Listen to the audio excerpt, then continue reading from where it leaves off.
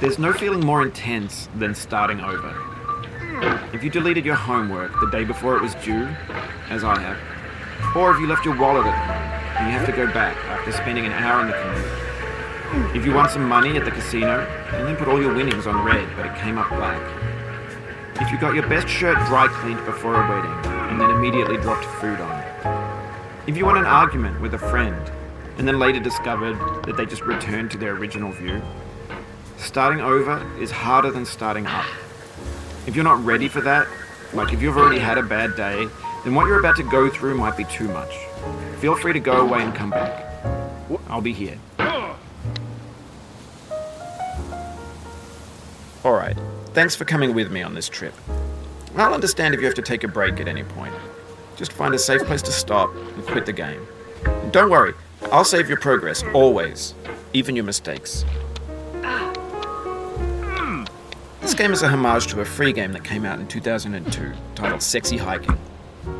The author of that game was Jazuo, a mysterious Czech designer who was known at the time as the father of B games. And B games are rough assemblages of found objects. Designers slap them together very quickly and freely, and they're often too rough and unfriendly to gain much of a following. They're built more for the joy of building them than as polished products. In a certain way, Sexy Hiking is the perfect embodiment of a B game. It's built almost entirely out of found and recycled parts, and it's one of the most unusual and unfriendly games of its time. In it, your task is simply to drag yourself up a mountain with a hammer. And that act of climbing, in the digital world or in real life, has certain essential properties that give the game its flavor. No amount of forward progress is guaranteed. Some cliffs are too sheer or too slippery. And the player is constantly, unremittingly in danger of falling and losing everything. Anyway, when you start Sexy Hiking, you're standing next to this dead tree that blocks the way to the entire rest of the game. It might take you an hour to get over that tree, and a lot of people never got past it. You prod and you poke at it, exploring the limits of your reach and your strength, trying to find a way up and over. And there's a sense of truth in that lack of compromise. Most obstacles in video game worlds are fake. You can be completely confident in your ability to get through them once you have the correct method or the correct equipment or just by spending enough time. In that sense, every pixelated obstacle in Sexy Hiking is real.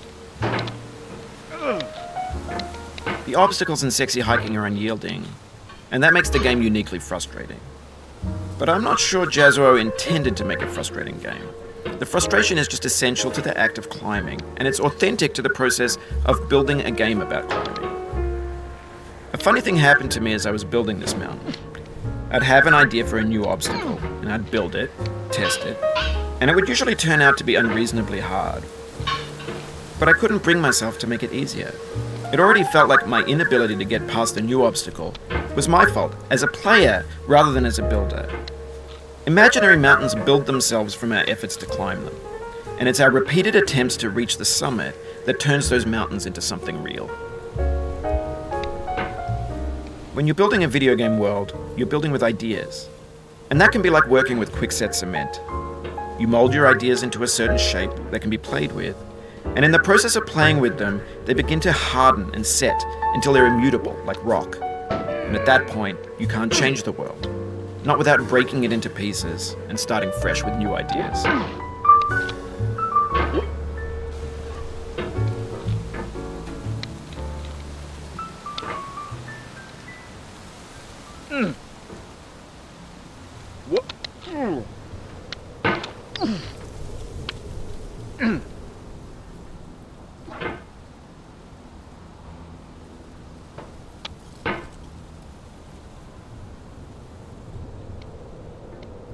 For years now, people have been predicting that games would soon be made out of prefabricated objects, bought in a store and assembled into a world.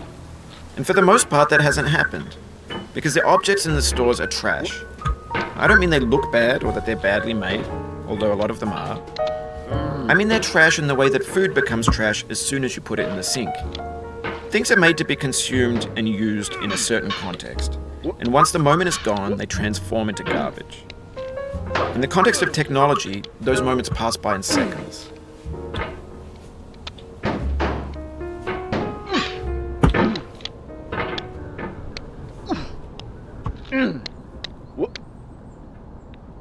Over time, we've poured more and more refuse into this vast digital landfill that we call the internet.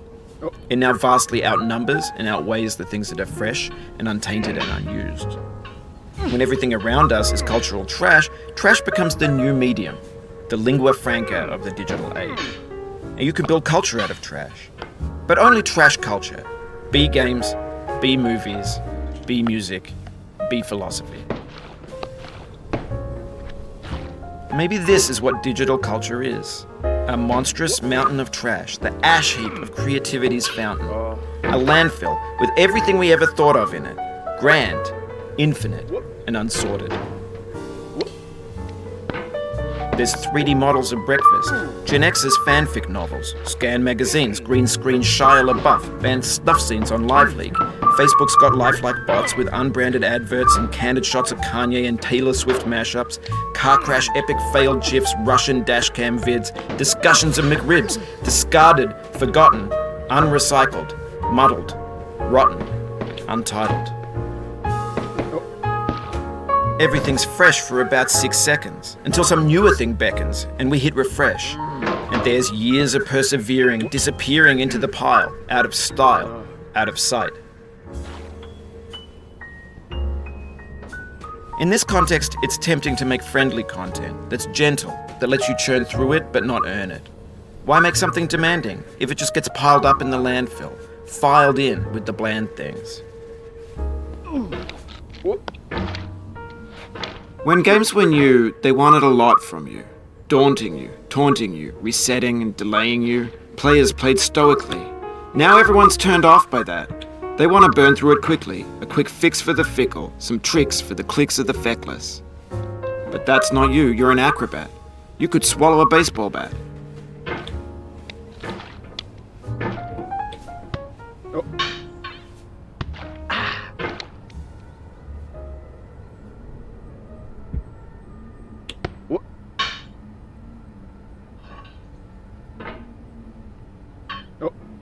Now I know, most likely you're watching this on YouTube or Twitch, while some dude with 10 million views does it for you, like a baby bird being fed chewed up food. That's culture too.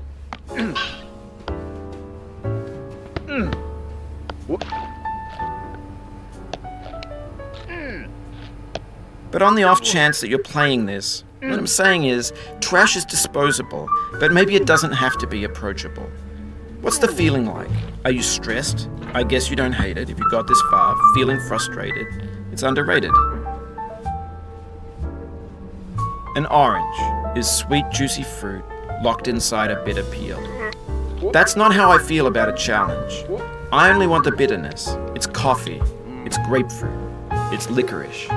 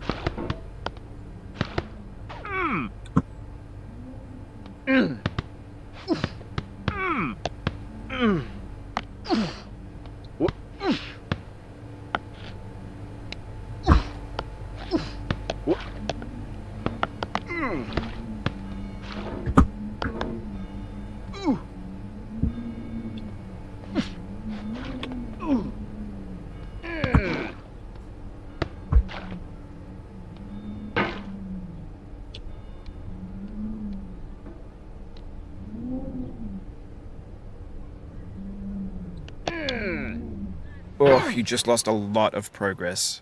That's a deep frustration, a real punch